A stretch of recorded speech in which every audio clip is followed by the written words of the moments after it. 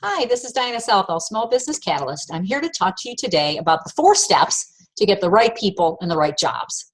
So when I talk about that, Jim Collins came up with a great phrase in his book, Good to Great, and it's one of the most memorable things about the book.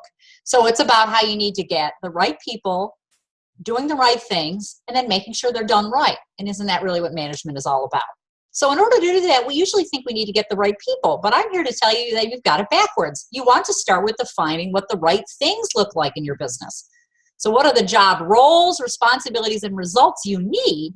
And then once we have that identified and clarified, then we can see if we have the right people in those jobs. So in order to do that, we want 2 aspects of job responsibility. As I said, we want the role, which are the essential duties. What are the important activities we need to be done in our business in order to fulfill the customer's needs? The second piece of that is not just a short list of duties, like a boring job description, but actually to do, which you're going to groan at me, but standard operating procedures. We need to be really clear about the process. How do we take someone from not a customer to a customer? How do we take care of them? What do we need to do along the way? So that means defining a specific process or flow for your work.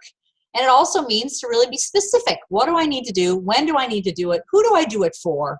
And then the second step of that is defining the job results. So we know our responsibility. What are the results? What am I looking for? What is expected of me? How can I be measured? How will I be measured? What things are important? So that really becomes key performance indicators. So to recap, the 3 ways to make sure we have our job role, responsibilities, and results spelled out is job duties, standard operating procedures, and key performance indicators. So that brings us to, now we have clarity about the job role. Let's now evaluate our current people for what I call job fit. We need to make sure we have, to go with that Jim Collins analogy some more, the right seat on the bus for that person. So when we're looking at people, sometimes their performance suffers because they don't have the ability. We haven't put them in the right seat on the bus, or we haven't trained them. Sometimes they lack motivation. So sometimes we can do things to give that to them, have them come from themselves, and sometimes we can't. And sometimes they don't have a fit in value, so they don't fit our culture, or they don't believe in what we believe in. So when we're evaluating our employees for job fit, there's a systematic process to say, why is it they are or aren't succeeding and achieving those results in that job? So if we do that, we then make sure we have the right people doing the right things. And then the last piece is, how do we make sure it's done right? Now that we have clarity of the job role, it becomes very easy to get our employees agreement on doing those results, and then tracking and measuring them.